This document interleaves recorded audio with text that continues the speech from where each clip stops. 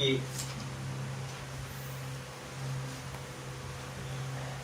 Wa qala al-mu'allif rahimahullah ta'ala annahu fi kitabil jawahir an-naqiyah fi fiqh salati syafi'i al-anqal.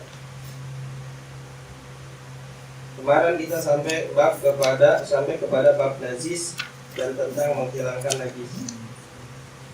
Wa kal bait wa huwa tahir. Terus di sini dikatakan wa in kana mimma lahu istihala fil batin kal baul fa najisun. Ya kan? Dan jikalau daripada benda-benda yang mempunyai perubahan di dalam batin, kayak seperti apa? Kayak seperti air kencing yang berubah menjadi batu karena menggumpal, ya kan? Maka itu dihukumin apa? Najis. Tadinya kan air kencing, bukan batu. Ya, dia berubah jadi batu karena dia mengkristal, menggumpal, ya kan? Itu. Nah, akhirnya berubah jadi batu. Nah, itu dihukumin wa yustathna minhu mastahala li solahin. Ya, ada pengecualian yang dia memang tidak menjadi najis, yaitu yang berubah tapi untuk kemaslahatan. Kayak seperti apa? Air susu, al-laban, air susu. Air susu itu aslinya apa? Darah. Darah dia berubah menjadi air susu, jadi halal. Makanya ada yang istihal, yang perubahan dari darah menjadi kayak air susu, itu aslinya darah. Tapi ketika dia berubah menjadi air susu, maka itu dihukumi halal, tidak najis. Ya. Min hayawanin ma'kul aw adami, daripada binatang yang dimakan ataupun juga manusia. Jadi maksudnya air susu binatang yang dimakan atau juga manusia itu dihukumin suci. Tapi kalau air susu binatang yang nggak dimakan itu nggak boleh, najis. Ya, kayak nggak dimakan apa? Singa kan kita nggak makan tuh, ya kan? Macan, singa, terus cita nggak dimakan. Nah, susunya najis, ya nggak? Boleh kita minum, ya. Tapi kalau hewan-hewan yang boleh dimakan, kayak seperti kambing, susunya halal. Kita boleh minum susu kambing, susu kuda. Ya, kuda kan boleh dimakan, ya. Kecuali keledai nggak boleh. Ya, keledai nggak boleh. Tapi kalau misalkan kuda boleh. Terus gajah? Gajah boleh dimakan nggak? Nah, boleh. Ya itu ya. Onta boleh dimakan, susunya boleh halal. Kambing, sapi, onta, kerbau. Pokoknya yang binatang yang boleh dimakan, susunya suci, boleh dimakan. Al-adami, ya, itu asi. Wakal bir bahwa tahir, begitupun juga yang berubah dari darah menjadi suci apa? Telur. Telur sama, aslinya dari darah, ya kan? Terus berubah jadi telur, ya. Nah itu juga dihukumin suci. Wagas la jami' al-baul. Terus kalau nggak salah, kalau kayak telur, semua telur halal kecuali telur anjing sama babi. Ada nggak telur anjing? Kalau ada itu nggak boleh najis. Tapi kalau telur semua boleh. Orang misalkan ada makan telur pura, ya, banyak yang makan telur pura apa? Kalau susunya nggak boleh. Tapi kalau telur boleh, telur apa aja boleh. Suci. Halal. Kecuali telur anjing dan babi tadi.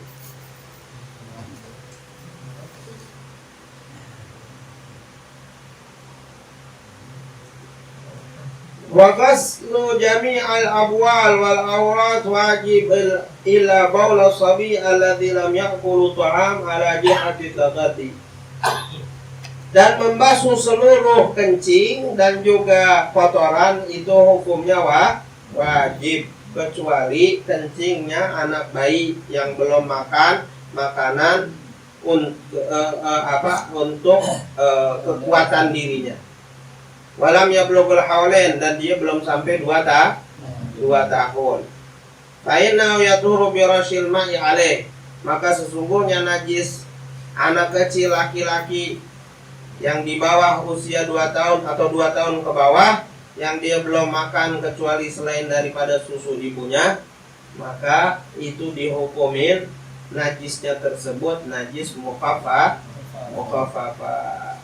Cukup kita diemin, kita keringin, habis itu kita percikan air ke tempat najis tersebut. Tapi setelah kita angkat dulu, jangan misalkan kencingnya masih ada kita cipratin, enggak. Jadi kita keringin dulu, kita buang dulu najisnya, maksudnya air kencingnya kita hilangin pakai spons, atau misalkan kalau di teras berarti kita lap. Habis itu baru kita percikan air ke tempat yang kena najisnya tersebut. Ya, itu disebutnya najis mukhafafah, yaitu bayi, anak anak kencing anak laki-laki yang usianya 2 tahun ke bawah dan dia belum makan kecuali air susu ibunya. Bagaimana kalau misalkan dia belum makan tapi dia pernah disuapin korma, kayak seperti tahnik, itu nggak apa-apa, karena tahnik itu untuk bukan tagadi, bukan untuk sengaja dia makanan untuk kesehatan dia, bukan, akan tetapi itu untuk tabaruk yang dianjurkan oleh Nabi Muhammad SAW. Tapi kalau misalkan anak kecil tersebut dia sudah makan, ya udah makan Nestle, makan apa Promina, itu udah air kencingnya udah bukan najis mukhafafah lagi, tapi menjadi najis mutawasi. Kalau biasanya jarang juga ya sampai 2 tahun, paling 3 bulan. 3 bulan dia tuh susu doang. Atau kadang ada orang 3 bulan juga udah dikasih pisang. Ya, itu udah bukan mukhafafah lagi, udah jadi mutawasi.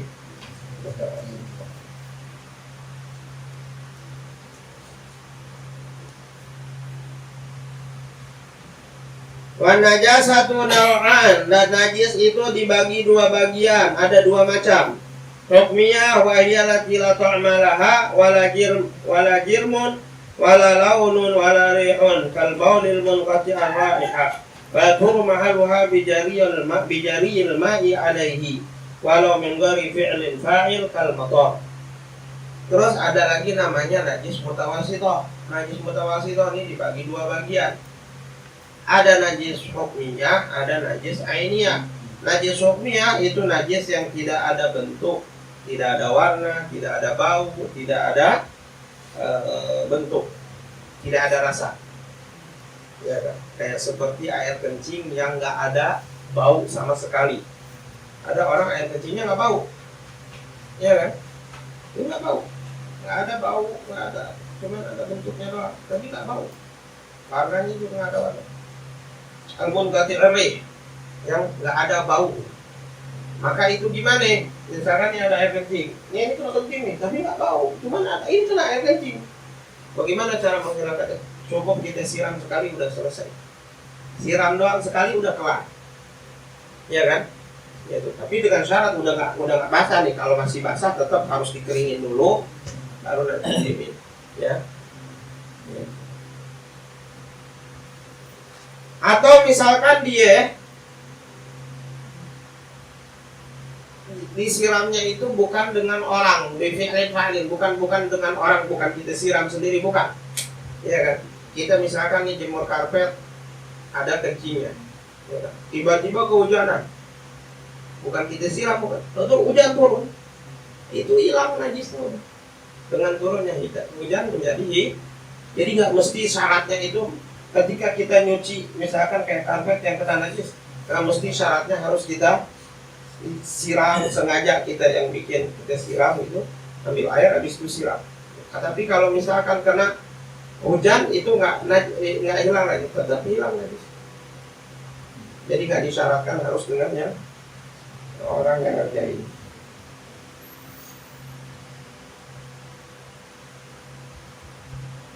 Wa ainiyah, ada juga namanya najis ainiyah wahiyya allati laha jirmun aw ta'amun alon, yaitu ainiyah itu apa? Najis yang ada bentuk, rasa dan juga warna. Awi, atau dia punya bau. Fa yut'ilu mahalluha bi zawali ainiha, maka itu akan hilang, akan suci tempat tersebut dengan hilangnya bentuk daripada najis tadi, wa usafiyah, dan juga sifat-sifatnya, bilma ilmut laki, dengan air yang suci dan juga mensucikan. Ya. Jadi kalau ada bentuknya nih, kita harus hilangkan dulu, warna, rasa, bau, kita harus hilangkan. Baru kita siramin pakai air, ya kita cuci. Habis itu kalau udah hilang bau, warna, rasanya, berarti udah dihukumin suci. Kalau belum, fa'in baqi atau mahadhar. Kalau misalkan yang tersisa rasanya doang, rasanya masih ada, maka itu dihukumin tetap belum suci. Dharra. Fala yu'fa'anhu, maka tidak dima illa in ta'adzara fayakunul mahal najisan ma'fuan anhu la tahiran. Ya, kecuali memang sudah ta'adzur. Ta'adzur itu apa? Udah nggak bisa, udah disikat, udah dikasih air, udah dikasih sabun, tetap aja tuh rasanya kagak hilang ya. Makanya di sini bilang apa? Fa'in bagia. Wa dhabitu ta'adzur ala yazul illa bil qati. Dan ukuran ta'adzur itu bagaimana tuh ukurannya? Yaitu dia tidak bakal bisa hilang najis tersebut kecuali dengan digunting. Jalan satu-satunya digunting. Nah, itu berarti udah dimaafkan. Ya, maafu. Ya. Illa bil qatawain baqi ala najasa alainya ariha asura zawalu lam yadur. Tapi kalau misalkan yang dan jikalau yang tersisa itu adalah warna najis atau baunya, dan dia sulit untuk menghilangkan itu, maka itu dihukumin tidak apa-apa. Jadi kalau rasa itu bermasalah. Kalau tersisa rasanya itu nggak bisa, tetap dihukumin najis. Kecuali ta'adzur, mau dipakein apa aja tetap nggak bisa hilang, baru itu dimaaf. Tapi kalau warna sama laun kauri, ya, warna sama baunya, jikalau sulit untuk dihilangkan, maka itu dihukumin tidak apa-apa. Lam yadur, tidak bermasalah. Wa dhabitu ta'assur ala yazul illa bil had bil ma'i thalatha marrat wa ma tahattuhu bil ma'i thalath wa lam yazul tahur al mahal. Gitu. Ukurannya ta'assur itu gimana? Itu ukurannya dengan kita gosok, kita sikat. Kalau dia nggak hilang, misalkan nih ada najis, ada darah di gamis, di jubah nih, kita udah sikat, kita udah gosok-gosok, kita sikat sampai 3 kali, tetap dia nggak bisa hilang warnanya. Nah, itu udah tinggalin, nggak apa-apa. Boleh nggak kita pakai sholat? Boleh. Bajunya boleh. Yang sisanya cuman warna doang, atau baunya doang. Yang ada baunya. Udah kita pakai sabun, kita sikat, kita gosok-gosok, tetap nggak hilang. Biasanya maaf tuh kayak apa? Kayak muntah. Muntah tuh paling susah hilanginnya, apalagi muntah bayi. Kadang susah hilangin. Kita udah sabunin berkali-kali, kita udah rendam, udah apa, masih tetap bau. Baunya nggak hilang. Cuci lagi berkali-kali, tetap nggak hilang. Nah, itu nggak boleh kita tutup tuh pakai apa, pewangi, itu nggak boleh. Jadi kalau misalkan, makanya usahakan kalau bisa ada pakaian yang najis itu, jangan kita pakai deterjen yang ada pewanginya. Kecuali yang nggak ada najis nggak apa-apa, pakai deterjen yang pakai pewangi, ya kan? Kalau mau pakai deterjen yang pakai pewangi nggak masalah, tapi setelah kita hilangkan dulu bentuk najisnya, bau, warna, rasa, itu kita hilangkan dulu baru, ya kan? Kayak gitu. Jangan sampai nanti misalkan najis misalkan kayak kencing anak kita kecil, ya kan? Pas kita nyuci, kita kasih deterjen yang pakai pewangi, jadi kan bau kencingnya hilang, kalah sama bau pewangi tersebut, padahal aslinya masih ada bau kencingnya. Nah, itu gimana najis? Ya kan? Ya. Makanya kita pernah bilang juga bagaimana cara kita mencuci pakaian itu. Kalau memang pakaian kita nggak ada najisnya, ya kan, itu nggak apa-apa kalau kita mau rendam di bak yang kecil, ya. Tapi usahakan kalau bisa bajunya dulu taruh, baru kasih air, nanti kasih deterjen. Jangan air sama deterjen duluan, terus nanti bajunya baru dimasukin. Takutnya ada najisnya, nggak kita tahu, ya kan.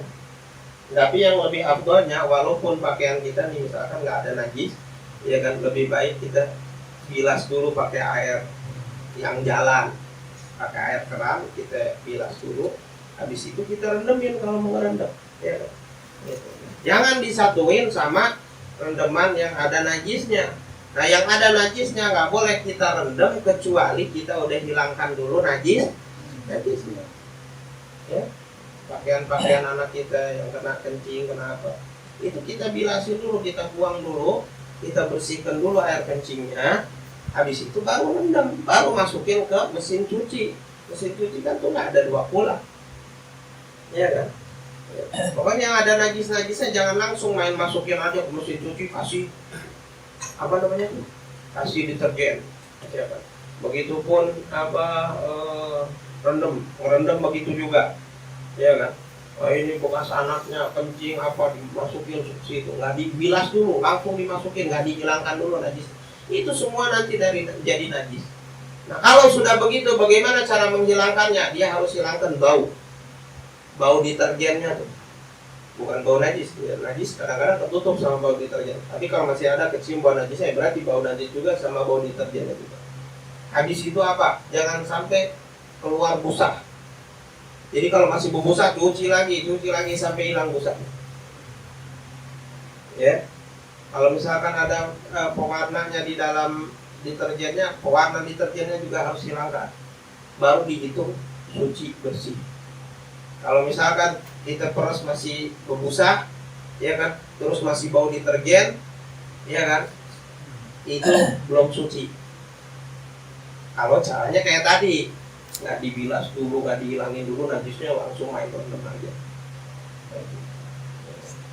Makanya penting, kalau misalkan baju kita nggak benar nyucinya, otomatis nanti kita sholat nggak sah, percuma. Ya.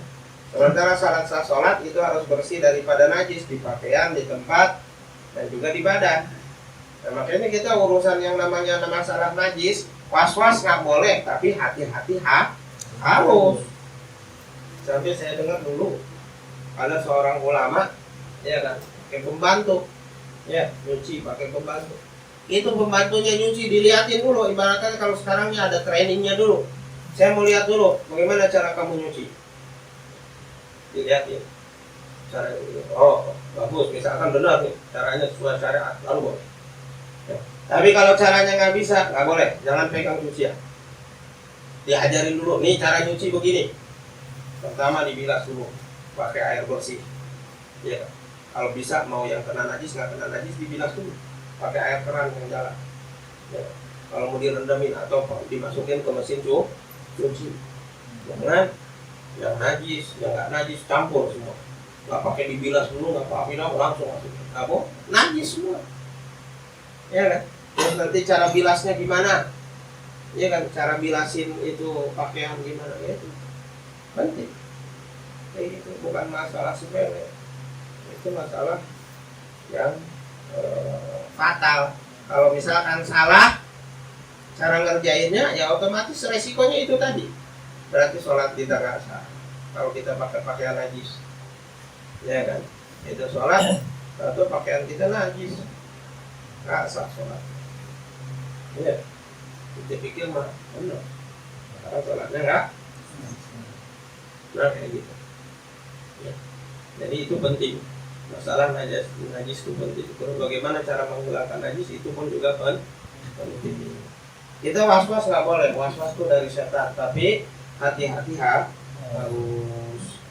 Kita ajarkan anak istri kita cara nyuci bagaimana. Ya. Kita ajarkan, jangan sampai salah.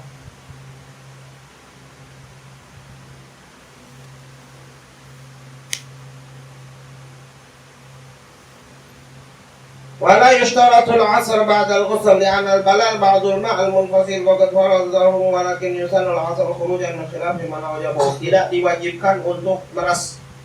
Kalau udah nyuci kita diperas itu nggak wajib.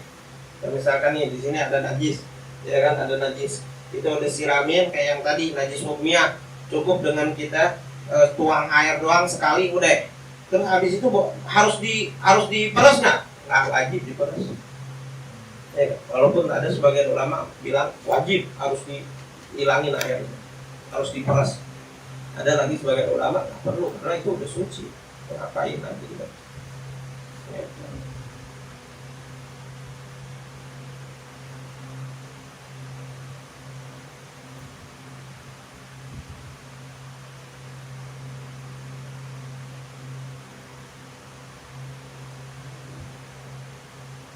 Wala uhmiyat sikin fi narin thumma suqiyat bima'in najisin kafa jariyul ma' ala zahiriha. Ini masalah bagaimana kalau misalkan ada pisau lagi dipanasin, ya kan, dipanasin, habis dipanasin terus disiram. Nah, disiramnya itu pakai air yang najis. Bagaimana cara menghilangkan najis yang ada di pisau tersebut? Cukup kita bersihkan zahirnya saja. Siram luarnya aja udah cukup. Nggak perlu kita bingung juga ya, kita buka dalamnya bisa nggak?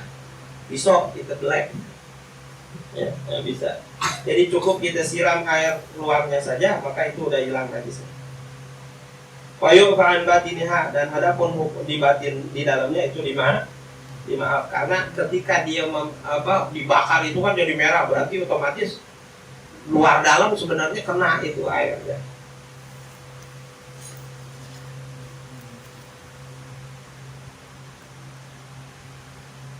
Walau naga'al hab atau tabakal lahm fi baulin kafa jari wal ma' ala zahirihima wa yufa an batinihima. Ya, nih kayak masalah ini naga'al hab ini kayak masalah apa? Kayak seperti kalau di kita sekarang apa? Luwak, ya, kopi luwak, artinya kan dimakan.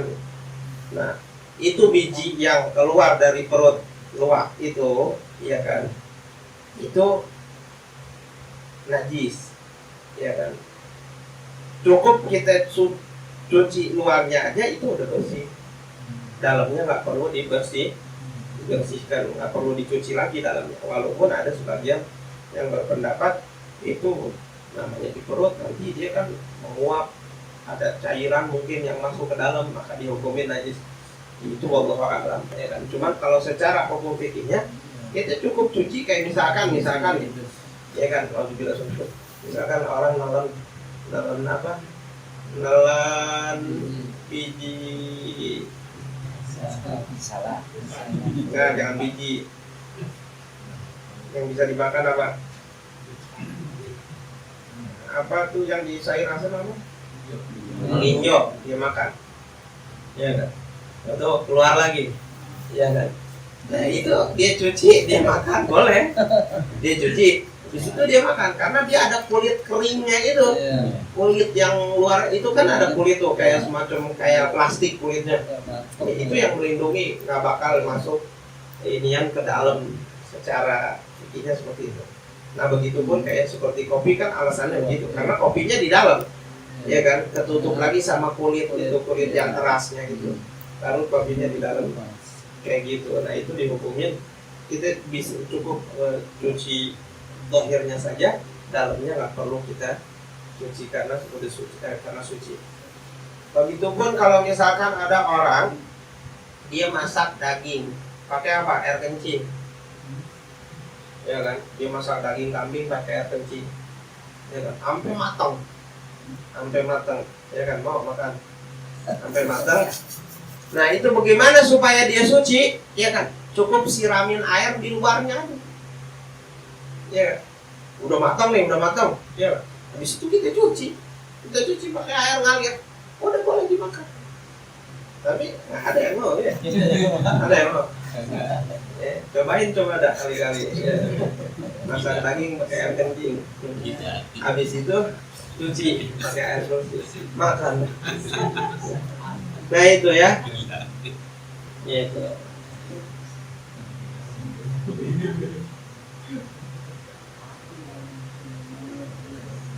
Ya, wallahu a'lam bishawab.